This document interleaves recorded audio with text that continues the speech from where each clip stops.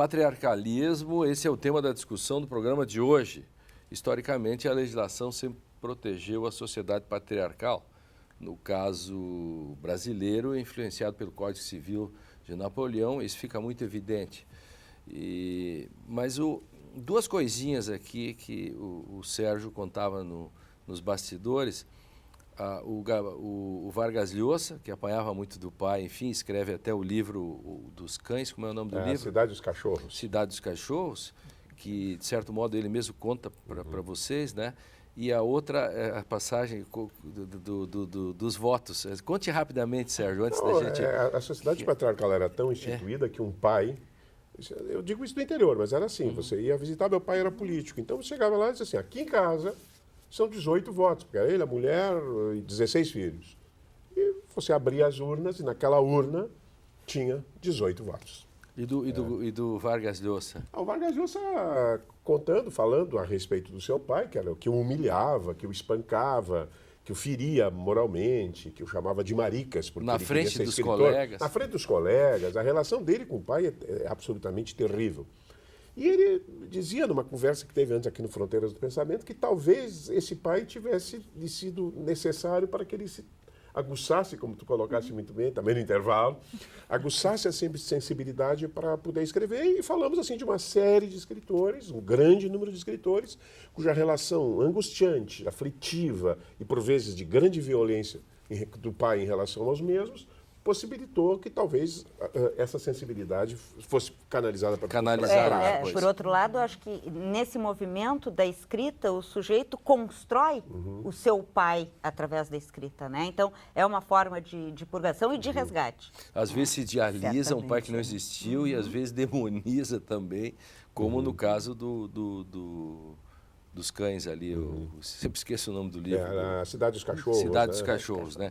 Bom, olha só, no Código Civil 16, né, que trouxe um estatuto, substituiu as ordenações filipinas no Brasil.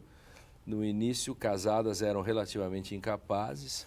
É verdade. Casamento anulável se a mulher fosse deflorada, ou seja, se ele não constatasse que era virgem. Havia uma impossibilidade da viúva casar antes de 10 meses, né? E por causa dos 9 meses de gravidez, e o marido é o chefe da sociedade conjugal. Isso está até no Código Civil Claríssimo, atual. Depois, o voto das mulheres é de 34. E, enfim,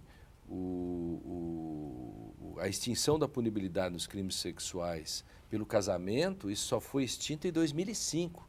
Eu ajudei a ser um dos protagonistas, porque nós tínhamos um dispositivo no Código Penal, em que o sujeito que estuprasse a moça e depois casasse com ela, ficava isento de pena. Ou se a moça casasse com outro, ele também escapava da pena. Claro, gente, isso foi até 2005. Tem inclusive sujeito que conseguia os noivos para todas as moças que tivessem deflorado, né? Nós temos saía meio caso cafetinando. clássico, exatamente. Temos um caso clássico no Brasil, no norte e no nordeste do país, um político. E pior do que isto, se a moça, no caso, essa virgindade, mesmo que ela fosse virgem, se o rapaz fosse a júri, o júri, em geral, o inocentava.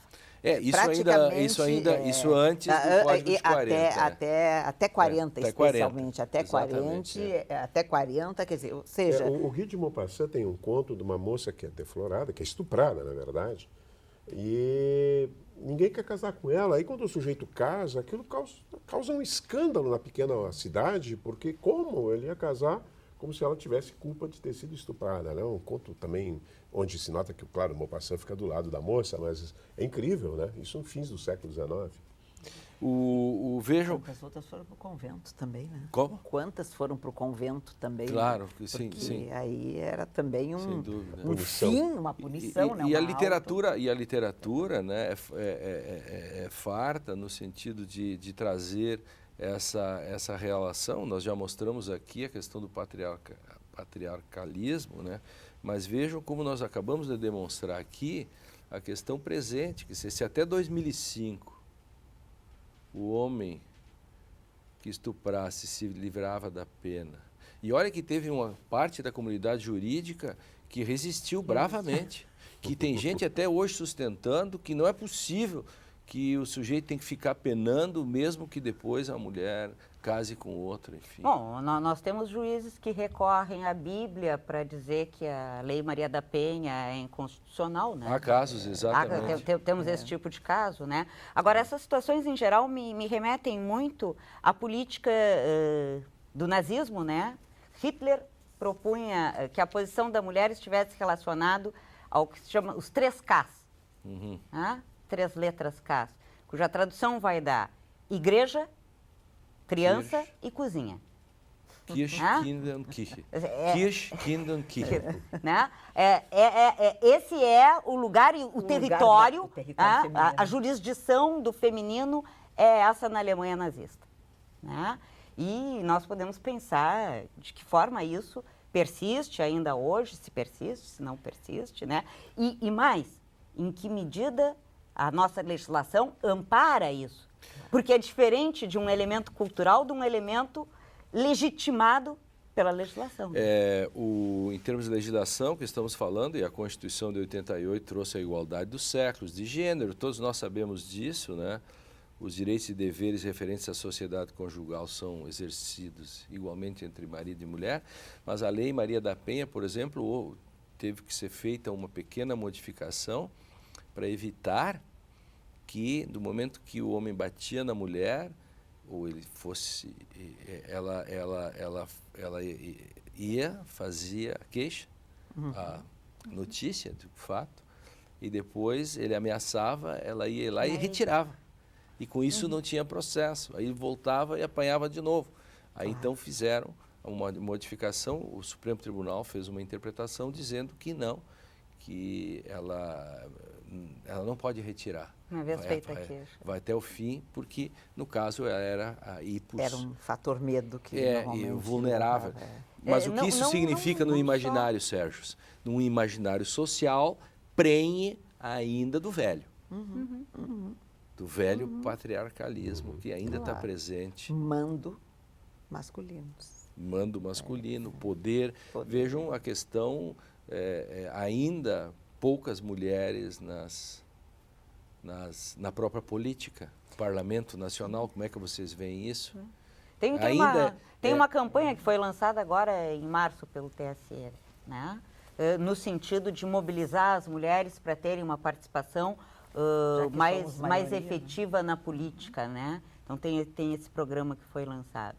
É interessante, né? Porque isso se contrapõe à concepção do patriarcalismo, que determina que o espaço da mulher é o espaço privado. Né? Sim. Quer dizer, esse o espaço público claro, é o espaço do masculino e o espaço do feminino é o espaço privado, claro, né? Claro. É o espaço da casa, das relações familiares. E se ela for trabalhar, e a gente vai ter isso durante o positivismo inteiro, né?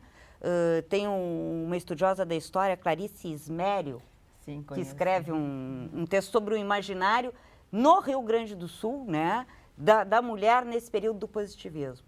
E aí, assim, ela pode trabalhar, mas tem que ser atendendo os doentes ou como professora, né? Porque são as duas esferas públicas em que a mulher pode se fazer presente. É um pouco mãe ali também, né? E como é que vocês veem essa questão do capitalismo e do avanço da mulher, que faz com que acabe o próprio patriarcalismo perdendo sua força? E na questão da própria sexualidade, por exemplo, há uma pesquisa interessante publicada na Alemanha, um livro sobre a sexualidade das mulheres da Alemanha Oriental e da Alemanha Ocidental, de que as mulheres da Alemanha Oriental, por serem mais emancipadas no socialismo e ter seus papéis, as representações sociais diferentes, tinham mais liberdade no sexo, sentiam mais, se constava. É um livro que está aí, eu não me lembro o nome agora, mas eu li sobre isso.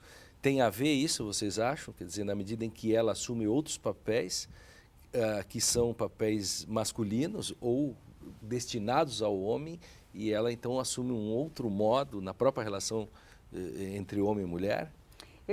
Eu te diria que existe o seguinte, existe a posição de sujeito e a posição de objeto. Como? Existe Sim. a posição de sujeito e a posição de objeto. Claro, né? claro. Enquanto a mulher ocupa esta posição de objeto, né, E a gente pode pensar a posição de objeto, objeto mesmo, de objeto sexual, e que não é sujeito. E também existe a posição de sujeito e de objeto do discurso. E aí, Sérgio, quantas mulheres escritoras nós temos na literatura ocidental ou na literatura brasileira em comparação com o número de homens? Né? Em que medida as mulheres ocupam essa posição de serem sujeito do discurso? Em que medida? Eu acho que também é um processo historicamente muito recente. E isso, né? Eu considero o seguinte: sem a modernização capitalista não teria havido a derrocada do patriarcalismo. Ela é consequência da modernização capitalista e de um fato que me parece assim, essencial: a mulher vai trabalhar, né? Pelas necessidades oriundas da guerra. Se a mulher não trabalha, né? Eu acho que as ideias elas não têm um poder tão grande de alterar situações sociais, digamos, de uma maneira tão radical e tão rápida, não tivesse essa base concreta. Isso é aquela primeira questão. Eu tenho minhas dúvidas no caso do socialismo, tenho minhas dúvidas no caso, principalmente da União Soviética, a respeito dessa questão da emancipação sexual. O livro falava só da Alemanha Oriental. Da Alemanha Oriental, pode ser, né? Talvez na Alemanha... Aí tu coloca na Alemanha e não na União Soviética como um caso. A Alemanha, eu acho que sim, eu acho que a Alemanha serve como... Talvez. Essa mulher um pouco mais emancipada ou mais igual, digamos assim.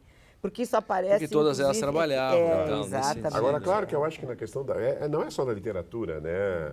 É na pintura, é na escultura, digamos, na música. E agora começa a surgir, né? Um núcleo muito forte e intenso de mulheres. Num outro espaço bastante diferente, mas também da nossa vida cotidiana, por exemplo, num museu histórico. Se tu entras num museu histórico, tu vais olhar assim, bom, aqui está a história do país. Procura as mulheres e vê onde tu encontras. Eu posso dar um exemplo do Museu Histórico Nacional no Chile, e lá tem uma mulher que está na cozinha. Pronto. Mas estamos avançando e a gente vai demonstrar isso. Vamos agora para um rápido intervalo. No último bloco do programa a gente fala sobre os desafios em tempos de superação da sociedade patriarcal. Pelo gancho da Heloísa, fica com a gente, nós já voltamos.